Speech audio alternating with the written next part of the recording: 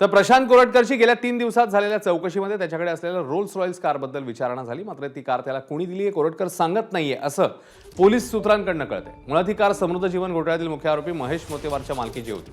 घोटाळा उघड झाल्यावर कारची लिलाव प्रक्रिया सुरू झाली। मात्र एका व्यक्तीने वरिष्ठ पोलीस अधिकाऱ्यांना हाताशी धरून ही कार परस्पर विकत घेतली आणि काहीच दिवसांनी कोरटकरकडे पाठवली।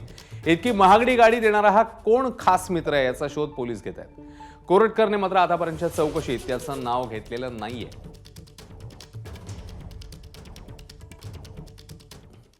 या सगळ्या संदर्भात कोर्टामध्ये नेमका काय युक्तिवाद झालाय जाणून घेऊया।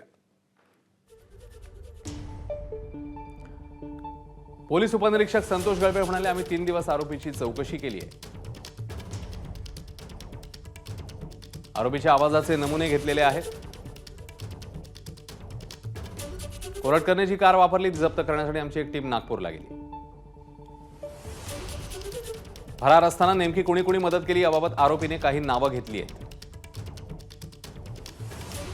ज्यांची नावं घेतली आहेत त्यांना नोटीस पाठवण्यात आली। तर अजून कोणी कोणी मदत केली, अन्य कुठली वाहनं वापरली का याचा तपास करायचा आहे। त्याला आर्थिक मदत कोणी केली हे देखील शोधायचं आहे। त्यामुळे आरोपी कोरटकरची अधिकची पोलीस कोठडी हवी आहे। तर सरकारी वकील सूर्यकांत पवार म्हणाले, धीरज चौधरी या व्यक्तीने मदत केल्याचं कोरटकरने सांगितलंय। फरार असताना आरोपी इंदूर, चंद्रपूर, हैदराबादला कारने गेला होता। त्यामुळे त्याने अनेक गाड्या वापरल्याची शक्यता आहे। फरार असताना आरोपीने ऑनलाईन व्यवहार न करता रोखीने पैसे दिले, त्यामुळे आर्थिक मदत कुणी केली हे शोधायचं आहे।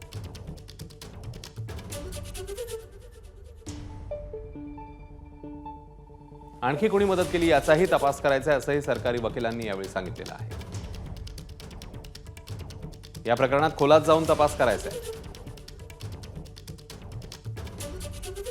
त्यामुळे मध्येच पोलिसांकडून आरोपीची कोठडी गेली तर अडचण निर्माण होईल।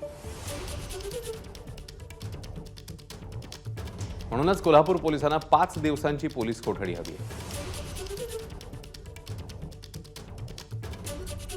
यावर आरोपीचे वकील सौरभ घाग म्हणाले, कोरटकरला 1 मार्च रोजी अंतरिम जामीन मिळालेला होता।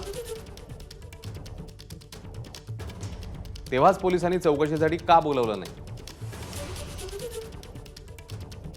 माझा अशील जातीय तेढ निर्माण करतोय असं वारंवार म्हटलं जात आहे। पण फोन कॉलची क्लिप व्हायरल कोणी केली? मी हे संभाषण व्हायरल करतो असं फिर्यादी त्या क्लिपमध्ये म्हणतात। कॉलची क्लिप व्हायरल झाली तेव्हाच कोरटकरने नागपूर पोलिसांकडे तक्रार केली होती। आता तर पोलिसांनी चौकशी केली, आवाजाचे नमुने देखील घेतले। मग यांना पुन्हा पोलीस कोठडी कशासाठी हवी असा सवाल आरोपीच्या वकिलांनी कोर्टामध्ये विचारलाय। त्यावर फिर्यादीचे वकील असीम सरोदे म्हणतात, पळून जाण्यासाठी आरोपीने आलिशान कार वापरली। ती कार घेऊन तो कुठे कुठे गेला याचा तपास करायचा आहे। दुसरं म्हणजे फिर्यादीने ऑडिओ क्लिप पोस्ट केली म्हणजे गुन्हा केला का? कोरटकरने ज्या ज्या लोकांची नावं घेतली आहेत त्या सर्वांचा शोध घ्यायचा आहे असंही फिर्यादीचे वकील असीम सरोदेंनी कोर्टामध्ये सांगितलेलं आहे।